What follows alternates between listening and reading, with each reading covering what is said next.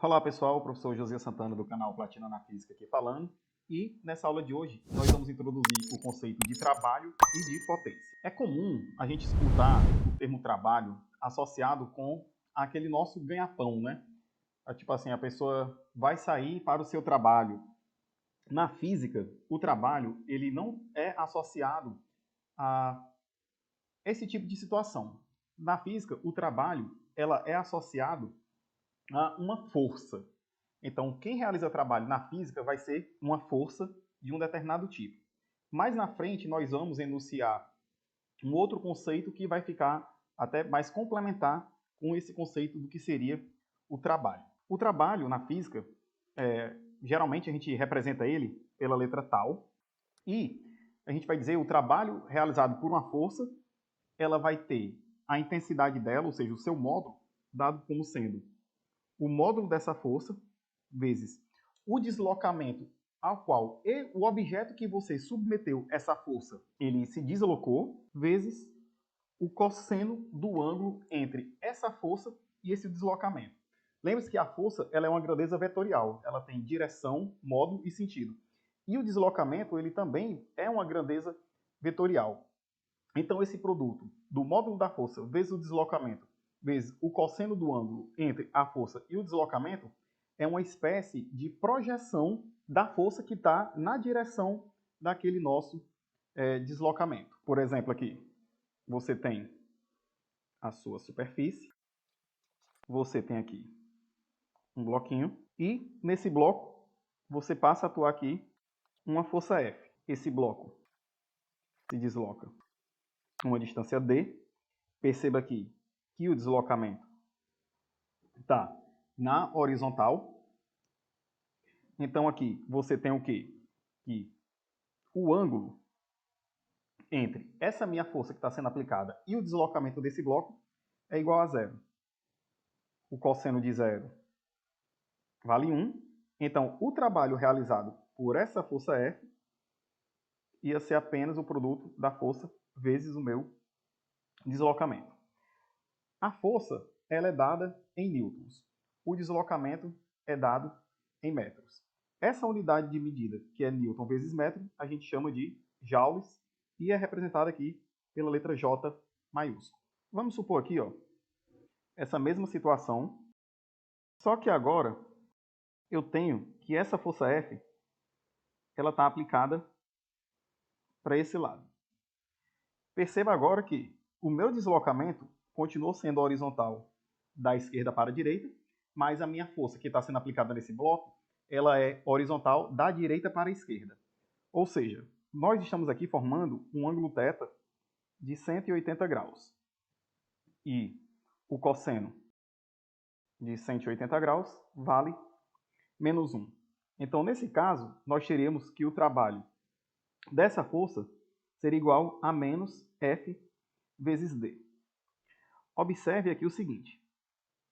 O trabalho nessa minha primeira situação e nessa segunda situação possuem o mesmo módulo. Ou seja, você tem que, se eu pegar esse valor absoluto desse trabalho, nós vamos ter que ele vale exatamente a mesma coisa. Só que numa situação você tem ela com sinal positivo e na outra situação você tem ela com sinal negativo. O que vem, então, a ser essa diferença no sinal de positivo ou sinal negativo? Você vai observar o seguinte. Quando você tem que a força e o deslocamento têm a mesma direção e o mesmo sentido, estou resultando aqui um trabalho positivo. Então isso quer dizer o quê? Que eu vou ter um trabalho motor. Perceba que essa força é que está sendo responsável por esse meu movimento. É como se ele estivesse sendo justamente a engrenagem que está fazendo com que esse meu sistema se movimente. Então, por isso que a gente chama de trabalho motor. Já no outro caso, a gente tem o quê? Nós temos que a força e o deslocamento eles estão em sentidos contrários. Eles têm a mesma direção, mas sentidos contrários, o que resultou no trabalho negativo. Por mais que o módulo seja o mesmo, por mais que a quantidade de trabalho efetivo tenha sido o mesmo, esse sinal de menos quer dizer o quê? Vai querer dizer que agora a gente tem um trabalho que a gente chama de resistente, pois essa força está se opondo ao meu deslocamento. Então aqui você vai ter a situação na qual esse trabalho, essa força está causando uma resistência nesse meu movimento ele está se opondo, ele está tentando fazer com que esse movimento não aconteça.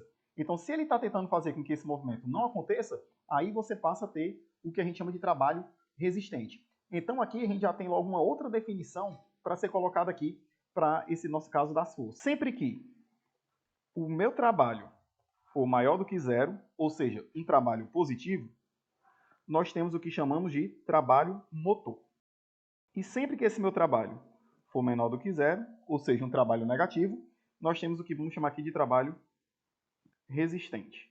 Essa situação vai poder ocorrer tanto quando você tiver essa situação de que a força e o deslocamento são paralelos, como se você tiver uma situação em que a força e o deslocamento eles estão formando um ângulo qualquer. Então, nesse caso, você iria ter que computar qual seria o valor do cosseno desse ângulo que está sendo formado, para aí sim você poder analisar se você tem um trabalho resistente ou um trabalho motor. Um outro detalhe que a gente tem que comentar aqui também é o seguinte. Eu, a priori, não comentei qual é o valor dessa minha força. Então, esse nosso caso aqui, dessa nossa análise, para a gente poder calcular por essa fórmula, nós vamos ter o quê? Que essa força necessariamente vai ter que ser uma força constante. Se eu traçar aqui um gráfico dessa minha força, o gráfico aqui da força dada em newtons, vezes o meu deslocamento dado em metros, nós iríamos ter o quê? Sempre uma reta paralela. Não importa o quanto de deslocamento eu estou ocasionando nesse meu sistema, essa minha força vai ter sempre o mesmo valor ao longo do seu trajeto. Então, se eu tenho uma força constante, essa nossa equação é válida. Agora, se você tiver uma força que vai estar variando à medida que ela está se deslocando, essa equação já não pode mais ser utilizada. Mas vamos prestar atenção no seguinte, no gráfico que a gente obtém da força versus o deslocamento. Se você considerar aqui um ponto inicial e um ponto final, para aqui formar um deslocamento D qualquer, você tem o quê? Se eu for calcular a área desse gráfico, eu teria o quê? A área, aqui você tem um retângulo, vai ser base, vezes a altura. Observe aqui que eu tenho o produto da força vezes o deslocamento, que é justamente quem? O módulo do meu trabalho quando eu tenho que a força aplicada e o deslocamento são paralelos. Se eu tenho a minha força e o meu deslocamento, eles são paralelos, e essa minha força é uma constante, nós vamos ter o quê? Que a área do gráfico vai ser exatamente o trabalho numericamente igual ao meu trabalho. Mas aqui acontece um detalhe. Se você tiver uma situação em que você tem uma força que depende do seu deslocamento, ela é uma função do deslocamento, gerando aqui, por exemplo, essa figura, bem aqui você tem o f de x e aqui você tem o deslocamento. Esse meu f de x aqui, ele é dado em newtons e o meu deslocamento aqui é dado em metros. Para essa situação em que você tem uma força que não é uma constante, uma força que ela é variável, a grandeza que vai estar relacionada à área, que ia ser aqui o deslocamento d vezes essa minha função f de x, para cada areazinha que você pegar aqui, se aproximando sempre desse retângulo, o que é que você iria ter?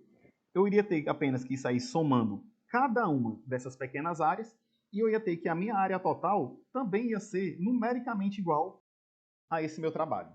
Então, se você tem uma força constante, você vai ter o valor dessa força, você conhece o seu deslocamento, basta você calcular o produto da força vezes esse deslocamento que você vai ter o trabalho. Quando você tem uma força variável, você conseguindo traçar o gráfico dessa figura, a área formada por essa figura vai ser numericamente igual também ao trabalho associado a essa força. Vale ressaltar aqui também o seguinte: se você tiver uma situação em que essa minha força, F, dada em newtons, e o deslocamento D, dado em metros, gera um gráfico aleatório qualquer, ou seja, essa força é uma força qualquer, para você saber o valor do trabalho dessa força em uma determinada região de deslocamento D, você também vai apenas calcular a área sobre essa curva. Nem sempre calcular essa área vai ser uma tarefa fácil, mas aqui é importante você lembrar que sempre que você tiver um gráfico de força vezes o deslocamento, a área sobre a curva vai ser sempre numericamente igual ao trabalho associado a essa força naquele deslocamento que você está considerando. Um caso bem particular que a gente tem pode ser o seguinte: no planeta todo, a gente está submetido ao quê? A uma aceleração da gravidade. Então, todo corpo que possui massa, ele vai estar submetido à ação da força-peso, que a gente apresenta aqui pela letra P, e vale o produto da massa vezes a minha aceleração da gravidade. Pelo fato de você estar num local que tem aceleração da gravidade, está fazendo o quê? Com que todos os corpos estejam sendo sempre atraídos para o nosso centro da Terra. Ou seja, qualquer objeto que você pegasse e soltasse, ele iria cair em linha reta. Com isso, então, a gente pode imaginar o seguinte: qual seria o trabalho dessa minha força-peso? Pela definição que nós temos, o trabalho é quem? É a força vezes o deslocamento vezes o cosseno do ângulo entre eles. Se você está aqui numa situação em que você tem uma partícula que está caindo devido ao seu peso, descrevendo aqui uma trajetória vertical, você tem que o ângulo entre a força-peso e esse deslocamento vale 0. Então aqui você iria ter o quê? mg vezes quem? O tanto que ele vai deslocar é justamente a altura h que ele se encontra. Então você ia ter aqui mgh, pois nós já vimos que cosseno de 0 vale 1. Mas se agora a gente considerar uma situação em que essa partícula não está caindo em linha reta, ela está descrevendo uma trajetória qualquer, passando por vários outros pontos até chegar ao chão. Como é que seria o trabalho da força-peso nesse sentido, nessa nova situação? Observe aqui que o peso nunca vai mudar a sua direção, ele sempre vai estar na vertical. Mas o que aconteceu aqui? Do ponto 1 para o ponto 2 para esse ponto 3, o meu deslocamento tem uma parte que está na horizontal. Então, perceba que o ângulo formado agora entre o peso e o deslocamento vale 90 graus. Então, o que é que acontece? Esse trabalho da força-peso na horizontal vai ser igual a 0, pois o cosseno de 90 graus é igual a 0. Então, a força-peso ela não realiza trabalho na horizontal. E se eu pegar aqui uma situação similar àquela primeira, na qual eu tinha essa partícula nesse ponto, chegando nesse ponto aqui, por meio de uma linha reta, eu concluo que o trabalho é mgh. Ao passo que, se eu fizer agora essa partícula passar por um ponto que está deslocado, para aí sim depois ela voltar para aquele ponto inicial, ou seja, eu estou saindo de um ponto A, chegando no ponto B, uma em linha reta, em outra passando pelo ponto C.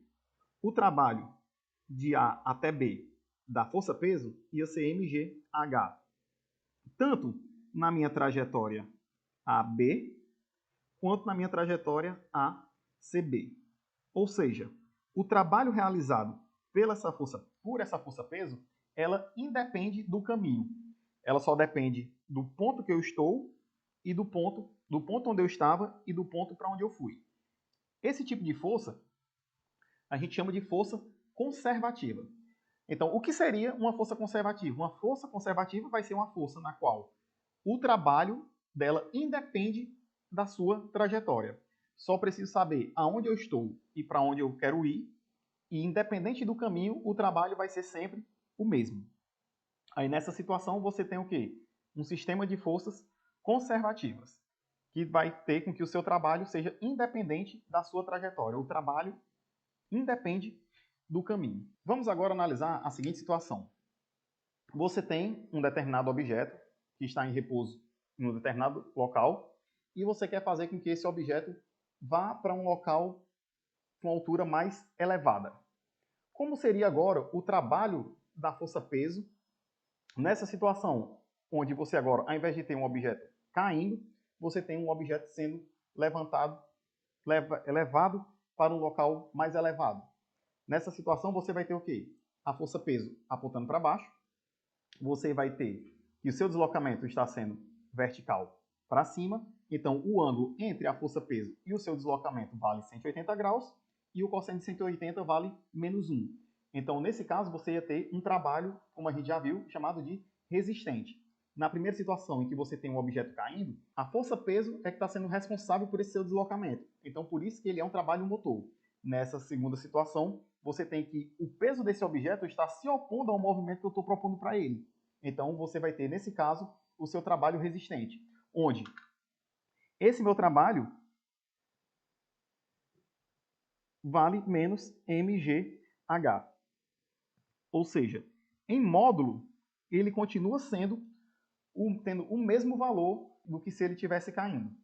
Isso vai fazer muito mais sentido do porquê desses valores serem iguais quando eu considero as mesmas alturas e ter somente a diferença de sinal no próximo vídeo, quando a gente for falar da questão de energia. Aí isso vai ficar claro do porquê ser desse jeito. Um outro caso particular que nós temos aqui também seria o caso, por exemplo, quando você tem a força elástica, que ela é dada, o seu módulo, como sendo Kx, onde x é a deformação no qual a mola está submetida e o K é a constante de elasticidade dessa minha mola. Observe aqui que nessa situação, a minha força elástica é uma força que depende do meu deslocamento. Então, ela é um daqueles casos especiais que a gente falou. Se você for traçar aqui o gráfico da força elástica em newtons versus o meu deslocamento aqui, que vai ser a deformação da mola, dado em metros, você iria ter uma reta com uma determinada inclinação, formando aqui um triângulo retângulo. E nós já mencionamos que, nesse tipo de situação, o trabalho ele é numericamente igual à área. E a área de um triângulo retângulo é dada por quem? Base, que aqui é o meu próprio deslocamento aqui, x, vezes a altura. Tudo isso aqui dividido por quem? Dividido por 2. Preste atenção que cada um desses pontos aqui, essa minha altura vale quem? Kx. Então, vou ter kx ao quadrado dividido por 2. Então, para a força elástica, você tem que o módulo desse seu trabalho vale quem? A constante de elasticidade da mola vezes a deformação sofrida pela mola ao quadrado, tudo isso dividido por 2. Se você lembrar aqui que no sistema massa-mola você tem a posição de equilíbrio, aqui uma posição de deslocamento máximo, chama aqui de amplitude positiva e aqui uma amplitude negativa, aqui o seu bloquinho na posição de equilíbrio, ele iria ficar oscilando entre esses extremos. Então, nesse ponto A, por exemplo, tanto faz se eu estivesse considerando o bloco parado aqui no meio e vindo diretamente para esse ponto A, ou se eu estivesse considerando esse bloquinho parado no meio, vindo para o ponto A, retornando até o ponto menos A, para depois voltar novamente para esse ponto A. O trabalho sempre iria ser, aqui no caso, Ka ao quadrado sobre 2. Ou seja, você iria ter novamente que o trabalho iria independer dessa minha trajetória. Se o trabalho independe da trajetória, aqui nós iríamos ter aquele mesmo caso, onde o trabalho independente da trajetória nos diz que essa força é uma força conservativa. Ou seja, eu só dependo do ponto inicial e do ponto final para poder saber qual é o valor do trabalho realizado por essa força. Mas e com relação à potência? O que viria a ser a potência na física? Vamos analisar o seguinte. Você tem uma força sendo aplicada ao seu sistema que está fazendo o quê? Está realizando trabalho sobre o sistema ou o meu sistema está realizando o próprio trabalho. E essa força ela vai estar atuando por um determinado intervalo de tempo. Voltando para aquela situação em que nós temos uma força constante sendo aplicada, a potência média, vou chamar aqui de PM, ela ia ser quem? Ia ser o valor do trabalho dividido pelo intervalo de tempo em que você está considerando. Você tem aqui que o trabalho é dado em joules, o tempo é dado em segundos. Essa unidade de joules por segundo é o que a gente chama de watts, representado aqui pela letra W. Se essa minha força é uma força constante, esse meu trabalho a gente pode escrever ele como sendo quem? Força vezes o deslocamento vezes o cosseno do ângulo entre a força e esse deslocamento. Tudo isso aqui dividido por quem? Por um certo intervalo de tempo. Se você pegar aqui e efetuar, primeiramente, essa divisão, o que é que você tem? Você tem espaço pelo tempo. Espaço pelo tempo me dá justamente quem? Uma velocidade. Então, quando eu tenho uma força constante, eu vou poder escrever quem? Que a minha potência vai ser dado como sendo o produto da força vezes a velocidade desse meu sistema multiplicado pelo cosseno do ângulo, aqui no caso, entre a força e essa minha velocidade. É muito comum também, você quando está tratando de potência, você não ter a informação da potência sendo dada já no watts. É muito comum também algumas questões utilizarem o cavalo-vapor, onde a relação que você tem entre cavalo-vapor e o watts é que um cavalo-vapor vale 735,5 watts, ou também uma outra unidade que o pessoal chama de horsepower, representada por HP, que vale 745,7 watts. Então aqui a gente já viu o quê? Que você tem um sistema que quando você aplica uma força nesse sistema, essa força vai estar realizando um determinado trabalho. Esse trabalho pode ser um trabalho resistente ou um trabalho motor. E como ele vai estar agindo por um determinado intervalo de tempo, você vai estar aqui podendo calcular uma outra grandeza chamada de potência. Dito tudo isso, você vai lembrar, por exemplo, que muitos equipamentos que você tem hoje em dia na sua casa, ele tem esse valor de potência. Então, é comum você pensar o seguinte: será que toda máquina que eu pegar para efetuar um determinado, ou fazer alguma determinada tarefa para mim, eu vou ter o mesmo gasto e vou ter a mesma recompensa independente de qualquer uma das máquinas que eu vou pegar? Não, né? Você mesmo, por exemplo, vai ter dias em que você vai considerar que você está melhor para fazer umas coisas ou dias que você vai estar pior para fazer essas mesmas coisas. Por exemplo, no caso de estudar. Vai ter dias que você vai conseguir estudar de forma melhor e tem dias que você vai conseguir estudar de forma não tão satisfatória assim. Quando você faz isso, você costuma dizer o quê? Que você teve um bom rendimento ou você teve um mau rendimento. Na física, você também consegue calcular esse rendimento das coisas. Para você poder calcular o rendimento, por exemplo, nessa situação, o que é que você iria ter? O rendimento aqui representado por essa letra grega eta, ela ia ser a potência que foi útil, dividido por toda a potência que foi empregada ao teu sistema. Como assim? Você tem aqui uma determinada máquina qualquer, você fornece para ela uma potência total. Só que nessa minha máquina, parte dessa potência que você está empregando a ela, parte do trabalho que você está fornecendo para ela naquele determinado intervalo de tempo, vai ser de fato útil. Toda a outra parte vai ter uma potência perdida. Ou seja, você entra com uma determinada quantidade de trabalho parte desse trabalho, de fato, é convertido naquela ação que você quer e parte dela é perdida. Geralmente você pode perceber o seguinte, todo equipamento que você vai pegar, um equipamento eletrônico, por exemplo, ou o seu automóvel, você vê o quê? Que parte dele, quando ele está funcionando, vai se aquecer. Então, somente pelo você estar tendo o aquecimento dos componentes, você está tendo uma perca de trabalho.